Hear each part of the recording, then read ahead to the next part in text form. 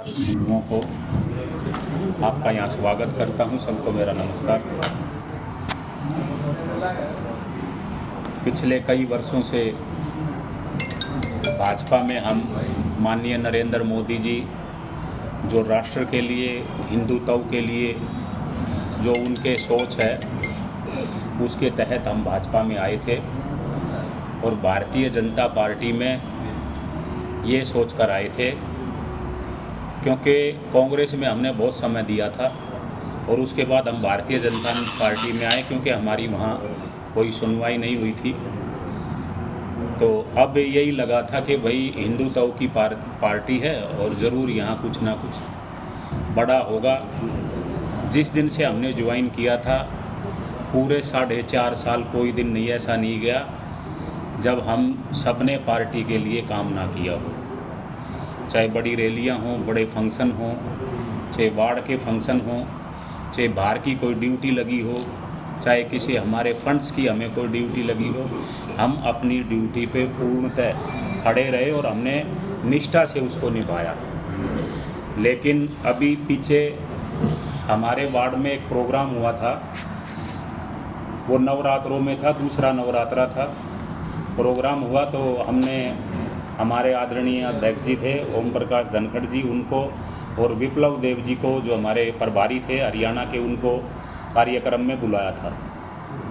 लेकिन क्योंकि थोड़ा सा राजनीति की वजह से मैं आपको बताना चाहता हूं कि उस कार्यक्रम में जो हमारा 10 और 10:30 बजे का कार्यक्रम था उसमें आदरणीय अध्यक्ष जी विप्लव देव जी को लेकर 3:30 बजे महिलाओं के बीच में पहुँचे, जबकि वो महिला व्रत में थी, उनका व्रत था। उन्होंने बेचारियों ने यहीं बैठ के 3:30 बजे अपना व्रत खोला।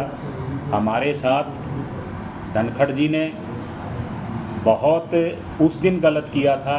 तभी मैं समझ गया था कि भारतीय जनता पार्टी एक ऐसे नेता के हाथ में है जो नहीं चाहता कि उसकी बिरादरी का या कोई उससे ऊपर आके कोई ऊपर उठ के कोई इस ज़िले में काम करे। मैं उसी दिन समझ गया था कि उस आदमी ने जो 10:30 बजे का कार्यक्रम था 3:30 बजे यहाँ बिना किसी वजह के यह हमारे नेता को लेके आए और फिर उन्होंने ये कहा कि भाई यहाँ कोई ऐसा प्रोग्राम नहीं मिलेगा, यहाँ चाय पानी का प्रोग्राम मिलेगा। विप्लव देव जी जो स्टेज पे चढ़े और उनका सम्मान हुआ तो वो गदगद हो गए। उन्होंने कहा कि भाई नीना राठी एक ऐसी महिला है जो हरियाणा में पढ़ी लिखी है, हमारी पार्टी में दूसरी कोई महिला नहीं, और सबसे ताकतवर महिला है, सबसे ज़्यादा काम करने वाली भी है और पंजाबी भी बोलती है, इंग्लिश भी बोलती है, हिंदी भी बोलती है, आपकी मातृभाषा भी बोलती है। उन्होंने बहुत तारीफ़ की थी। लेकिन उसके बाद जब धनखड़ साहब खड़े हुए बोलने के लिए तो उन्होंने भी कहा कि भी आज 10 में से 10 नंबर हैं। मैं ये दिल से कह सकता हूं कि उन्होंने विप्लव देव जी के बोलने के बाद कहा, ये उनके अपने शब्द नहीं थे। दूसरी बात, अब टिकट प्रकरण हुआ, इसमें भी उन्होंने बहादुरगढ़ से चुनाव लड़ने की कोशिश की और चुनाव में वो आए भी, उन्होंने कोशिश भी की। लेकिन यहाँ के पूर्व विधायक नरेश कौशिक ने कहा कि मैं तेरी दरी 10:30 बजे उठवा दूंगा अगर तूने यहाँ बहादुरगढ़ में चुनाव लड़ने के लिए आने की सोची भी। तो उस वक़्त जब उन्होंने ये बात कही तो उसके पैरों के नीचे से ज़मीन निकल गई। वो बहादुरगढ़ से चुनाव लड़ना चाहते थे कि यहाँ जाट वोट सबसे ज़्यादा हैं और यहाँ शहर भी लगता है और शहर आपको फ़ायदा देगा कि भाई इस शहर से मैं चुनाव लड़ूंगा तो यहाँ शहर भी है, बादली में शहर नहीं है। मैं बहादुरगढ़ से लड़ना चाहता हूँ। उसने 18 चाय के प्रोग्राम दिए जिसमें हमारे घर भी मैसेज आया था कि भी मैं चाय पीने 4 बजे आऊँगा। मैंने जिसने मुझे फ़ोन किया मैंने उससे पूछा भी वो बहादुरगढ़ किस मकसद से चाय पीने आ रहे हैं, 18 जगह आप चाय बता रहे हो कि जो यहाँ से चुनाव लड़ना चाहते। मैंने कहा हमारे यहाँ उनकी कोई चाय नहीं होगी, मैंने खुद मना किया। दूसरी बात, जब उन्होंने चुनाव लड़ा और नरेश कौशिक ने उनको कहा 10:30 बजे तेरी दरी उठवा दूंगा, तब उन्होंने अपना कदम पीछे खींचा और उन्होंने ये कहा जातीय समीकरण बिठाते हुए कि ये सीट ब्राह्मण कर दी। जब मेरे को ये पता लगा कि वो यहाँ से चुनाव नहीं लड़ना चाह रहे तो मैं उनकी कोठी पे गया, मैंने बात की। उन्होंने मेरे को कहा कि भाई मैंने सीट ब्राह्मण कर दी। मैंने उनसे एक ही बात पूछी थी कि मैंने कहा जी आपने ब्राह्मण कैसे कर दी सीट, सारी पार्टी का फैसला है। उन्होंने कहा पार्टी का फैसला कर आप कैसे लड़ रहे थे यहाँ से चुनाव। जब आप चुनाव लड़ना चाह रहे हो तो वो तो पार्टी की सीट है, जाट सीट, और जब आप नहीं लड़ना चाह रहे हो और दूसरों को दिलाना चाह रहे हो, तो उन्होंने इतना गंदा गेम किया कि सबको दरकिनार करके जो 24 घंटे उसकी गाड़ी में बैठे रहते थे उनको भी, चाहे वो नवीन बंटी है, चाहे वो सतपाल राठी है, चाहे वो रविंदर बराई है, जिनको 5 साल तो उन्होंने काम पे लगाए रखा, ड्यूटियां उन्होंने बांट के रखी।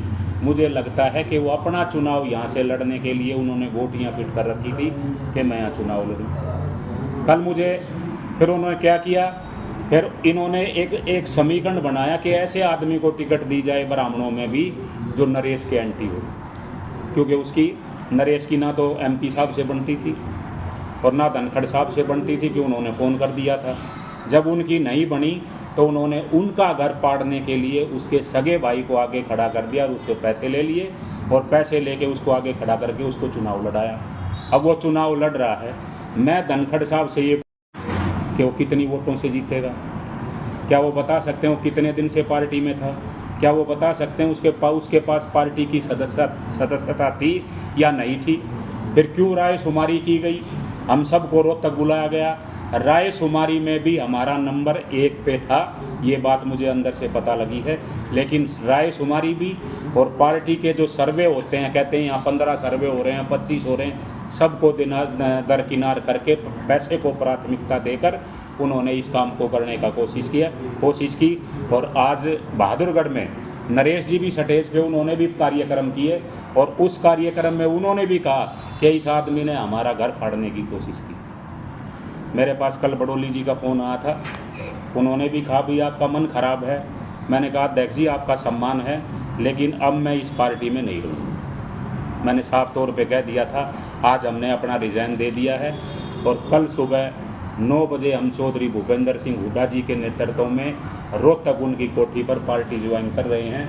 और अपने जितने भी मेरे साथी हैं और बहादुरगढ़ के जितने भी वर्कर हैं और जो हमारे साथ जिन्होंने कंधे से कंधा मिलाकर काम किया है, उन सबको मैं ये कहना चाहता हूँ कि भी वो सारे लोग आज से राजिंदर जून की मदद करें और अपने आप को राजिंदर जून समझकर चुनाव करें।